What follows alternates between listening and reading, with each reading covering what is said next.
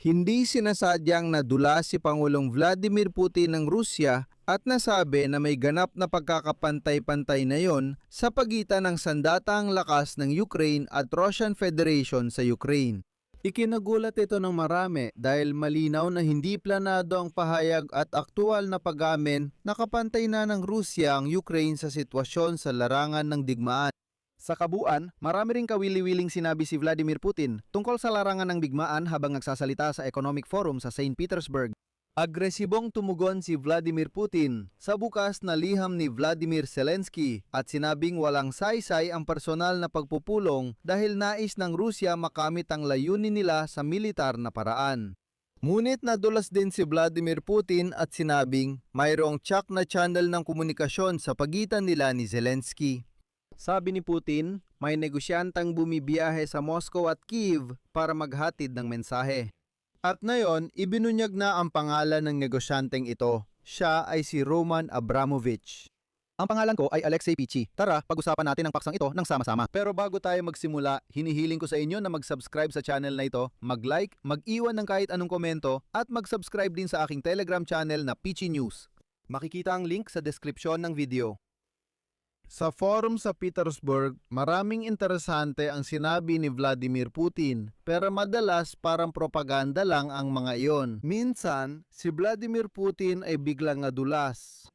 Mula sa tila walang malisya, biglang inamin ni Vladimir Putin na talagang bumagsak ang ekonomiya ng Russia. Pero agad niyang dinagdag na bumagsak lang ito sa antas na matagal nang nararanasan sa Europa. Kaya naman, ayon sa kanya, hindi naman daw ito ganoon nakakatakot. Nang tumugon si Vladimir Putin sa pahayag ni Zelensky tungkol sa edad ng diktador ng Russia, sinabi niya, may mga presidente nga na mas matanda pero hindi ito nakakatakot o malaking issue. May ilang kapansin-pansing sandali. Sa plenaryong sesyon ng St. Petersburg International Economic Forum, na kunwaring nakikipag-usap si Vladimir Putin sa mga tao sa bulwagan at inimbitahan pang magsalita ang mga kinatawan mula Estados Unidos at Europa. Unang nagsalita si Rodney Mims, pinuno ng komisyon sa Sini ng Estados Unidos. Nagbigay siya ng pagbati mula kay Donald Trump at pinuri ang Moscow at St. Petersburg. Walang kakaiba. Pagkatapos, nagsalita ang miyembro ng European Parliament mula Romania na si Diana Iovanovich Shishake na kumakatawan sa ultrakanang partidong SOS Romania. Sinabi niya na ang mga nagawa ni Vladimir Putin ay dapat maging aral para sa buong European Union at iba pa. Paalala ko lang na sa sariling bansa niya, may mga kasong kriminal na isinampa laban kay Shishake. May mga kasong kriminal sa 11 artikulo, kabilang ang Holocaust denial at pagpuri sa mga war criminal. Pangatlo, ang kinatawan ng kanluran ay si dating kalihim ng ugnayang panlabas ng Austria, Karin Knizia. Kasama siya ni Vladimir Putin na sumayaw sa kasal niya, tapos nakuha niya ang posisyon sa Board of Directors ng Rosneft. At noong 2022, tuluyan na talaga siyang lumipat at nanirahan sa Russia. At dito may nangyaring kakaiba dahil ang talumpati ni Vladimir Putin ay halatang hindi ayon sa plano. Hindi lang pinuri ni Knizia si Vladimir Putin, tinanong pa niya ito tungkol sa mga drone at bagong realidad sa front. Doon sumagot si Vladimir Putin na oo, talagang kailangan palakasin ng Russian air defense. At pagkatapos ay sinabi niya na ang Ukraine, pakinggan ninyo, ay talagang walang air defense samantalang ang Russia ay meron. Pero ang tanong ni Knizia ay nagpagulo kay Vladimir Putin at ang maingat at malinaw niyang kwento tungkol sa tagumpay ng Russian Army ay biglang nagulo. Narito ang sipi mula kay Vladimir Putin. Kung iyan ang itinanong mo, sasagutin ko.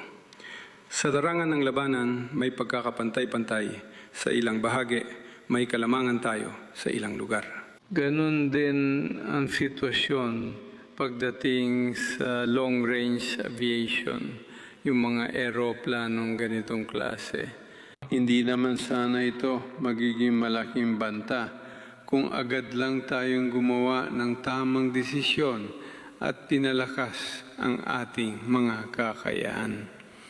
Pero mababa lang ang lipad at mabagal lang ang mga target nito. Totoo, may mga lumalabas na ring mga drone na may jet engine. Pero kahit yun ay kayang harapin ng mga kagamitan para sa armadong labanan. Biglang tumahimik ang bulwagan, hindi mapakali ang mga propagandista sa upuan. Uulitin ko, tahasang inaamin ni Vladimir Putin ang pagkakapantay-pantay ng Ukraine at Russia sa labanan. Ang paritet ay ang ganap na pagkakapantay-pantay para sa mga hindi nakakaalam. Ito ay tanda ng pagkakapantay-pantay. Ito ang Ukraine na gustong-gusto ni Vladimir Putin. Naitulak ang Rusya sa pagkakapantay-pantay at ayon kay Vladimir Putin, ngayon ay pantay na tayo sa labanan. Ayon sa kanya, ang kalamangan ng Rusya ay hindi sa lahat ng lugar, kundi sa ilang bahagi lang. Kahit nakahapon lang, ayon din kay Vladimir Putin, sumusulong ang Rusya sa lahat ng direksyon at umuusad sa lahat ng lugar. Inamin ni Vladimir Putin na malakas ang tama ng mga Ukrainian drone sa Rusya, pero wala pa silang magawa ngayon. Sabi niya, kung naaksyonan agad ang mga desisyon, naiwasan sana ang pinsala. Pero sino ba ang gumagawa ng desisyon sa Rusya sa loob ng 26 na taon? Si Vladimir Putin. Sabi ni Vladimir Putin, hindi kami agad nakagawa ng ilang angkop na desisyon. Mukhang napansin ni Vladimir Putin na may nasabi siyang di dapat, kaya nagkomento na lang siya sa bukas na liham ni Zelensky.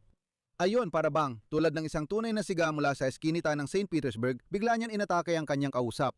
May isang bahagi sa liham na tumama kay Putin. Sinubukan niyang magyabang, mumiti at mang-asar, pero hindi talaga. Halimbawa, sabi ni Putin, may ilang bagay na gusto ko pa ring bigyang pansin. Siya, ibig sabihin si Zelensky, binanggit ang edad ko. Ano bang masasabi ko? Lahat dapat nag-iisip tungkol sa edad. May ilang mga politiko na mas matanda pa sa akin, pero ang mahalaga ay hindi ang edad, kundi ang kakayahan at kasipagan. Ibig sabihin natatamaan pa rin si Vladimir Putin dahil matanda at mahina na siya kumpara kay Zelensky at naapektuhan siya rito. Ayon kay Putin, may kabastusan sa sulat ni Zelensky.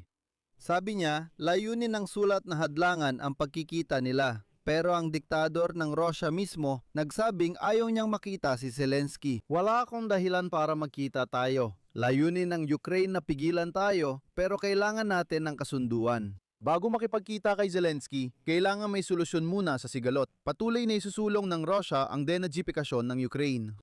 Hindi ko nalubos ang kukomentuhan ang sagot na iyon ni Vladimir Putin. Alam nyo, sinabi niya sa simula na kumbaga, oo, ano ba yung sulat na yan? Papel lang yan? Parang ibinigay lang sa akin ni Peskov ang papel na yan. Pero ang buong sagot niya tungkol sa papel na yon ay umabot ng mahigit 10 minuto kung tutuusin. Mahigit 10 minuto siyang nagsalita tungkol sa papel na dumating na parang hindi niya pinansin. Ayon sa diktador ng Russia, may negosyanteng Ruso na nakipagkita kay Volodymyr Zelensky sa Kiev noong Mayo 21. Sabi ni Putin, sinabi raw ng presidente ng Ukraine na gusto niyang makipagkita ng personal sa pinuno ng Russia. Nakaka-interes ito. Ngayon, ayon kay Ukrainian kongresista Alexei Honcharenko, may impormasyon siyang nakipagkita si negosyanteng Ruso Roman Abramovich kay Pangulong Zelensky sa Kiev noong Mayo 21. Nagpahiwatig din ang Russian media, si Abramovich ang nadala ng mensahe mula Kiev papuntang Moscow. Noong tagsibol 2022 personal na dumalo si Abramovich sa negosasyon ng Russia at Ukraine sa Istanbul. Ayon sa Kremlin, inatasan siya para sa ilang ugnayan ng Moscow at Kiev pero hindi siya opisyal na miyembro ng delegasyon ng Russia. Sa Kiev, tinawag si Abramovich na napaka-epektibong tagapamagitan sa pagitan ng Russia at Ukraine. At ngayon, muli nating nakikita na lumilitaw ang kanyang pangalan sa diumano'y negosasyon sa pagitan ng Ukraine at Russia. Noong 2023, lumabas ang ulat na binigyan ni Vladimir Putin si Abramovich ng opisyal na katayuan bilang kinatawan ng Russia sa negosasyon sa Amerika tungkol sa pag-aayos ng digmaan laban sa Ukraine sa pamamagitan ng isang lihim na kautusan. At kahit na itinanggi mismo ni Abramovich ito, ang Estados Unidos sa hindi malinaw na dahilan noong panahong yon ay hindi nagpatupad ng mga parusa laban kay Abramovich kahit na ang ibang mga oligarkang Ruso ay napatawan ng mga parusa. At dito, ipapaalala ko na ayon sa mga ulat ng Wall Street Journal na may sanggunian sa kanilang mga source, si Volodymyr Zelensky mismo ang humiling sa Washington na huwag magpatupad ng mga parusa laban kay Abramovich na binanggit na maaring maging tagapamagitan ng negosyante sa mga negosasyon. Muling lumalabas ang pangalan ni Abramovich sa mga usaping ito. Sa tingin ko, dapat itong pag-isipan. Hanggang dito na lang muna ako. Ilagay ninyo ang inyong opinyon at mga konklusyon sa mga komento sa ilalim ng episode na ito. Mag-subscribe sa channel, pindutin ang kampanilya at huwag kalimutang mag-like. Yan lang po, ingatan ninyo ang inyong sarili. Paalam sa lahat.